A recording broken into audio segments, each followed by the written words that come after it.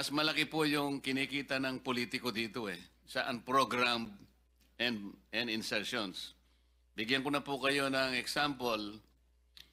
Yung politiko, sabi po sa report, initial report, pagka ganito yung tipo ng project, 30% siya.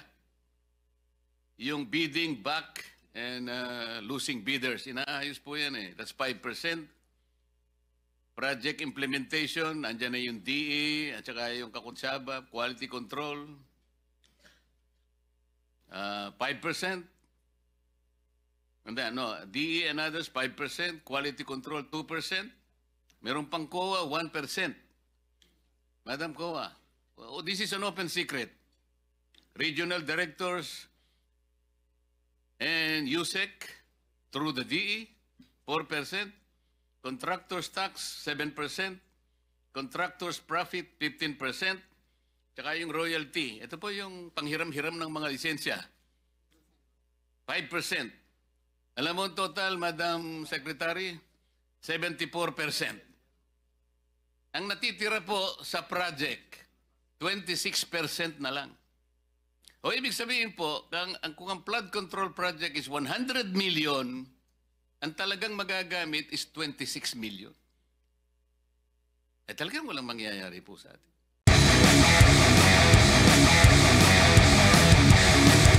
Mr. Secretary, once proven that these are ghost projects, what action are you going to take?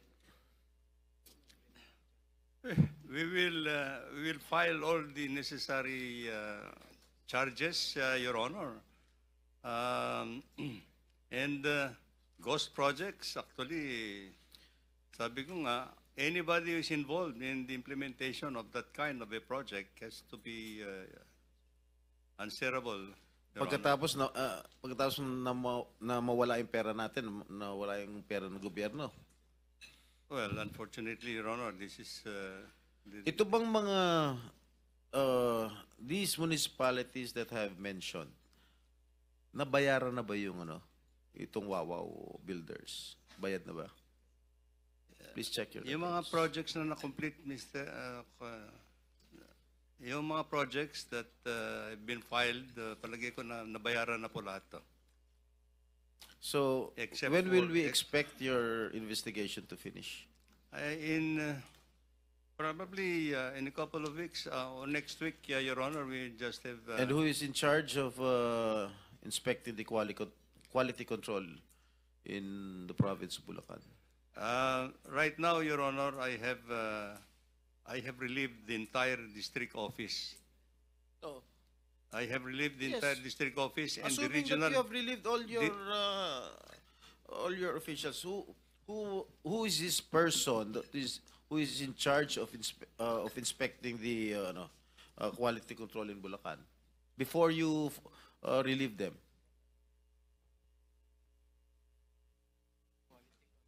In the district office, Your Honor. In charge nga ron sa quality control ng Bulacan. I don't know.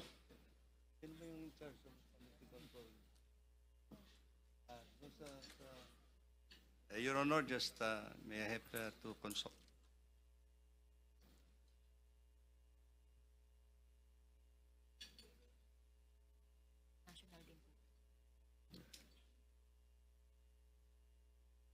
Ano first name nito?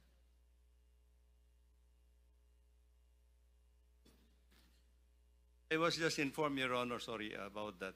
But the person who is supposed to undertake quality control in the district is Norberto Santos, Your Honor. Okay, Mr. Chair, would like to I move that we invite this person in our Noted, next noted. meeting. Okay. I'm done, Mr. Chair. Let me make another clarification. Kanina po sinabi namin yung total flood control budget ay 849. Yun pong 849 billion was only for 2022 to 2024. Ang total po from 2022 to 2025 is actually 1 trillion 200 billion 308 million 300,000 or 1.2 trillion pesos. For the record po.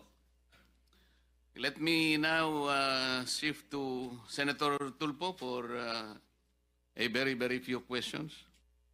Thank you, Mr. Chair.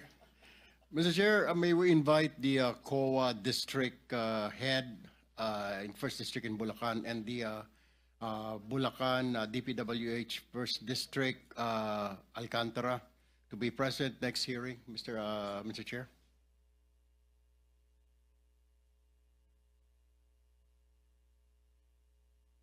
Mr. Chair, can we invite the COA First District of Bulacan and the District Engineer, First District, Alcantara, to... for Certainly. next hearing? Director General, please take note of the request.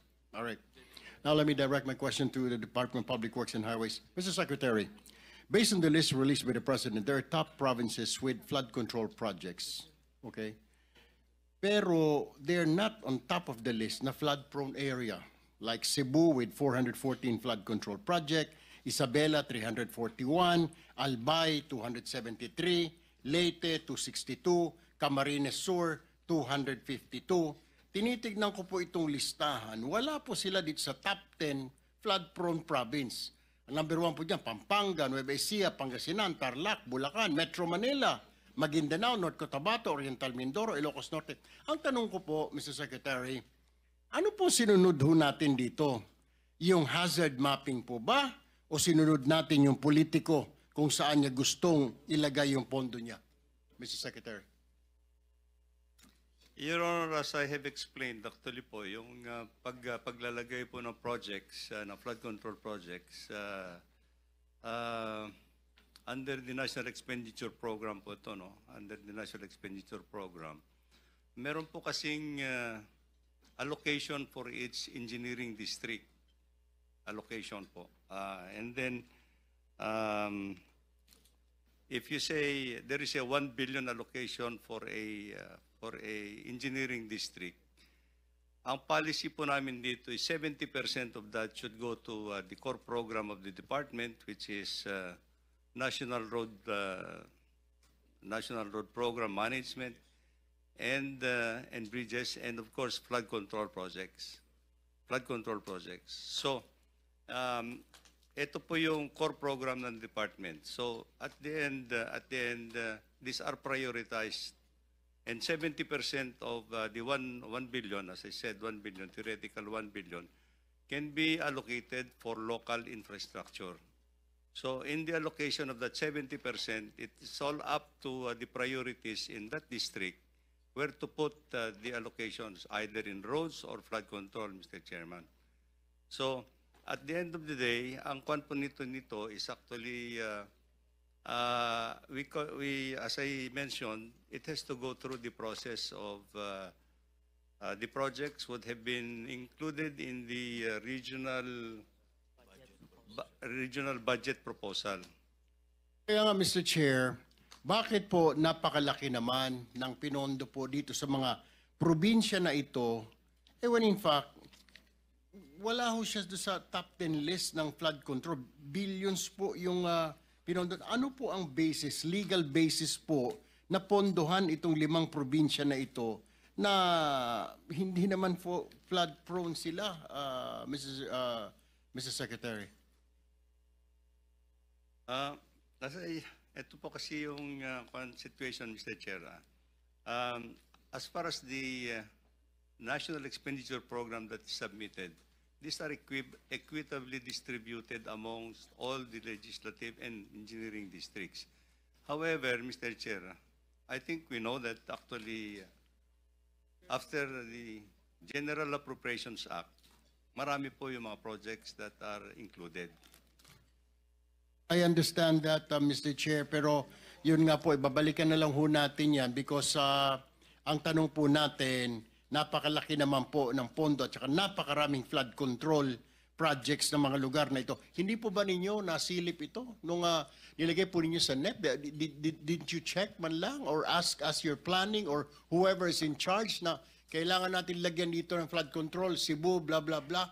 Sana tinignan din ho natin kung magaling ho yung planning natin, kung sino man niya may hawak dyan, binabaha ba? Ang tanong po dyan, binabaha ba? Bakit tayo magpopondo rin sa lugar na ito kung hindi naman po binabaha? It's a waste of money, Mr. Secretary. Waste of time also. Eh, halatang halata ho eh. Popondohan mo dito, gagastusan mo na wala namang baha, di po ba? I mean, am I right? Yes or no lang, Mr. Secretary? Yes, Your Honor. I Popondo. agree Opo. completely. All right. Now, I'll go back to you, Mr. Secretary. Mr. Chair, let me ask this question to the Department of Budget and Management. Madam Secretary, ma'am, wala po bang hindi po ninyo chinecheck? So, basta nag-request lang ng pondo, re-releasean ho ninyo, hindi man lang matatanong para saan po itong pondo na ito, billion po ito, flood control. Wala ba kayong to counter na flood control, kailangan ito to justify? I mean, release lang ho tayo ng release kasi sabi ni congressman, sabi ni ganito, hingan ko ng pondo, etc., etc. Kailangan ko kasi baka hindi. Pag hindi ko nireleasean, baka ipitin ng pondo ko sa budget hearing. Mr. Chair, good noon po sa ating lahat. Kung ano po ang nakalagay sa General Appropriations Act, yun po ang inire-release natin sa Department of Public Works and Highways. Naka-line item po lahat ng mga projects. It's detailed and identified yung mga projects po. Isa-isa, nakasulat po dyan. Yung mga projects, yung mga flood control projects. I understand that, Madam Secretary, pero my point is, wala po bang pagkakataon? Kasi baka mamaya mali na po yung nililista. Hindi na po tama. If you see something wrong, okay, nandyan nga po yan, line item, pero hindi na po tama. Hindi po ba pwedeng i-correct po from Senator your end? Erwin, may I interrupt? I think the good secretary has not taken his oath yet. Am I correct? So, Hindi po. Sorry, late po ako. I came Director from General, another... can you please administer the oath of the Secretary of DBM?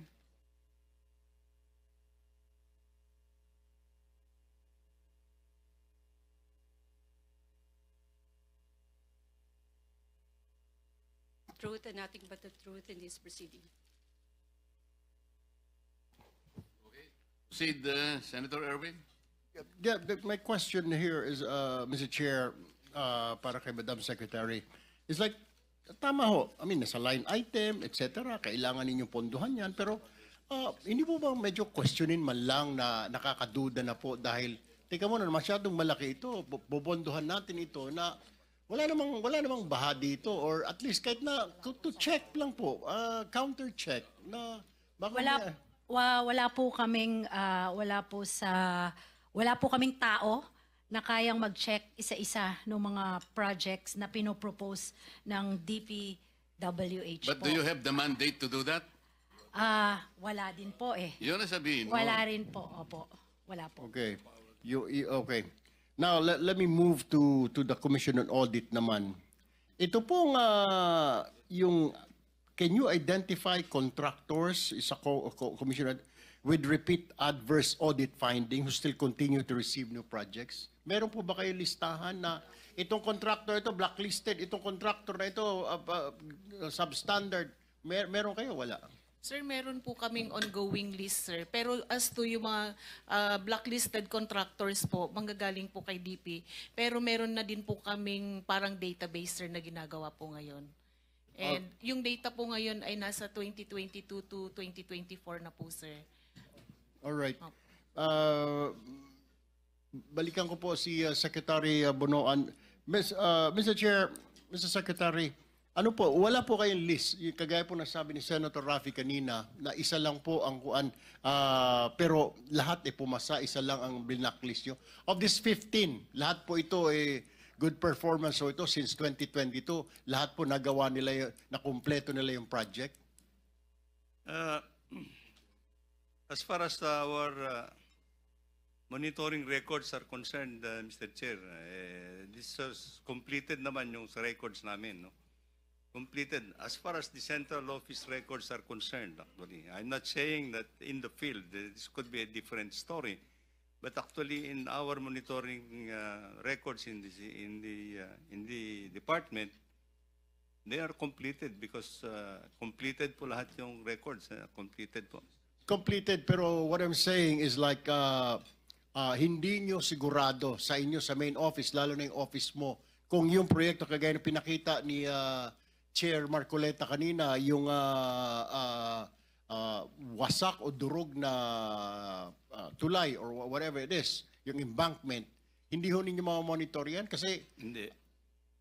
Because we... so pwede kayong dayain ng mga tao ninyo sa region, sa district, pwede magsinungaling at sasabihin, Secretary, tapos na po ito. So wala kayong way to find out na yung project na yon completed at hindi substandard? Wala pong ganon?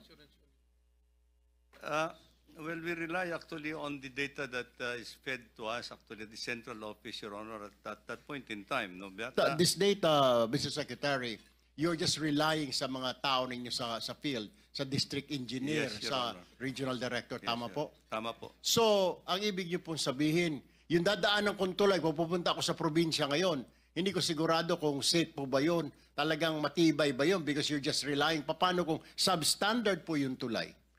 Kagaya po nang nangyari sa Kabagan, Isabela. Paano po yun?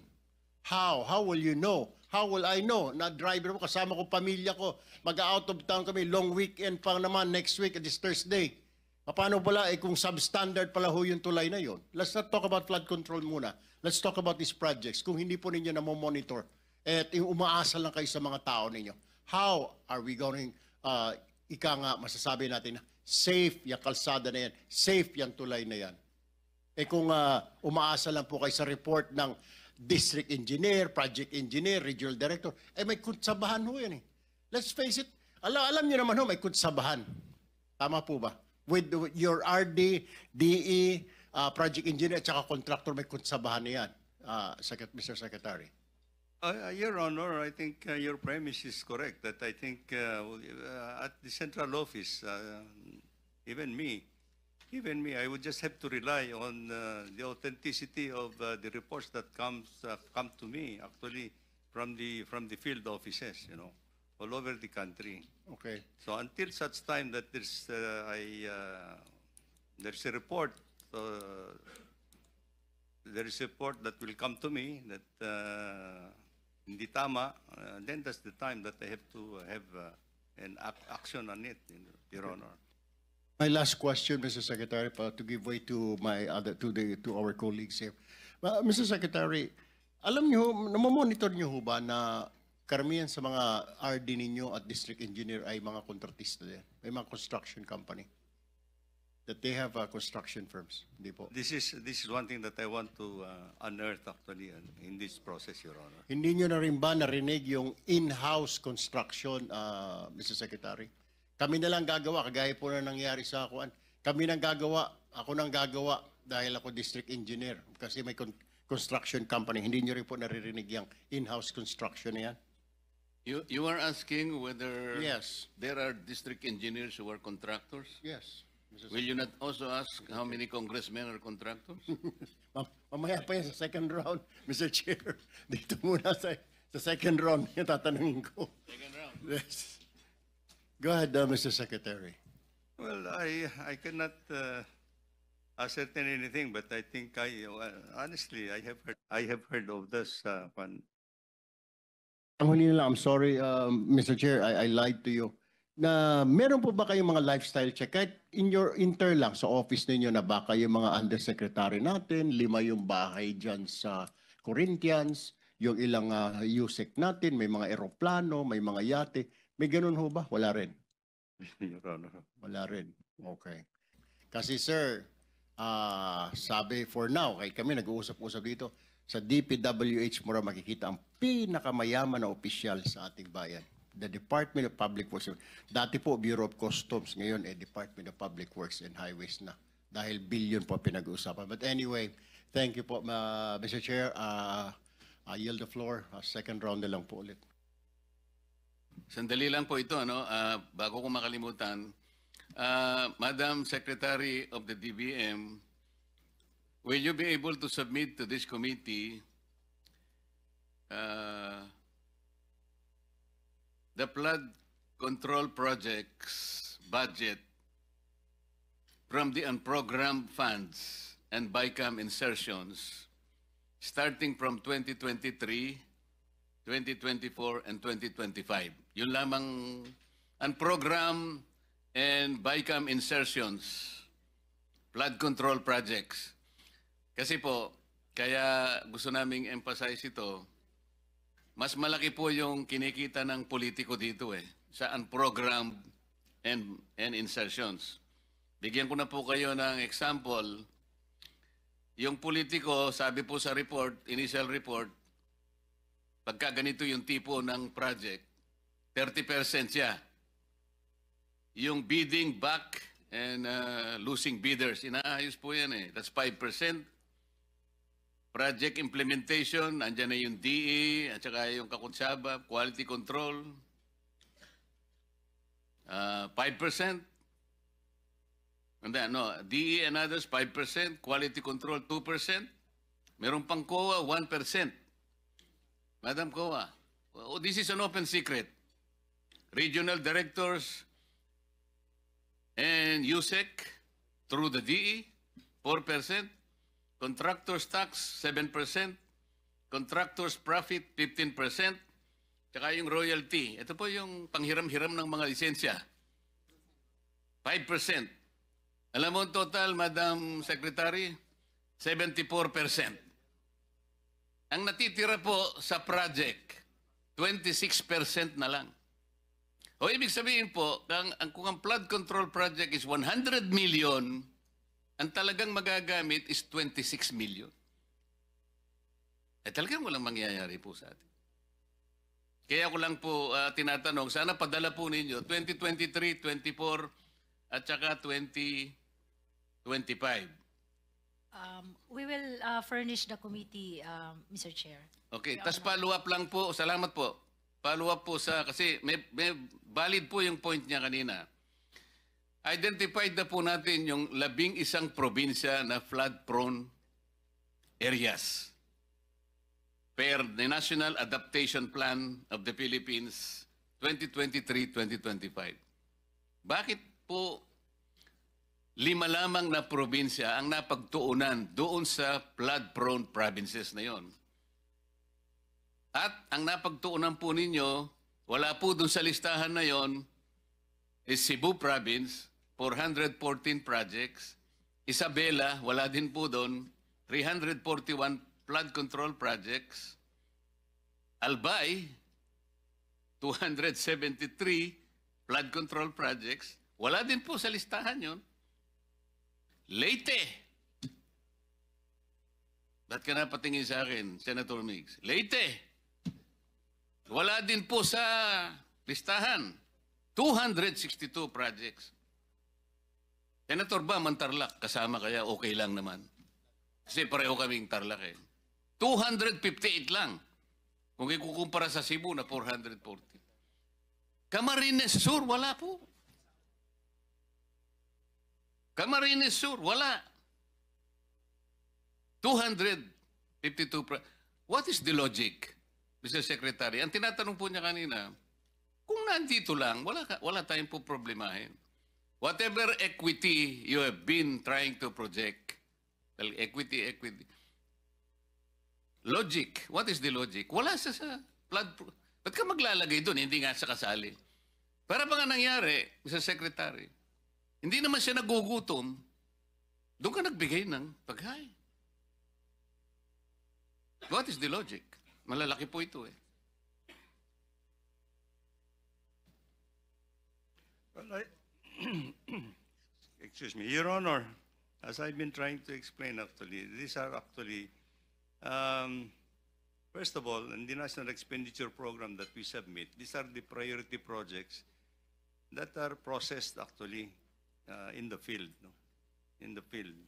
So whatever is the proposal. Naintindihan po natin yun. If it is processed on the field, you will start doon sa listahan ng flood-prone areas. Yes, Your okay Honor. lang yun. Yes, Your Honor. Do not start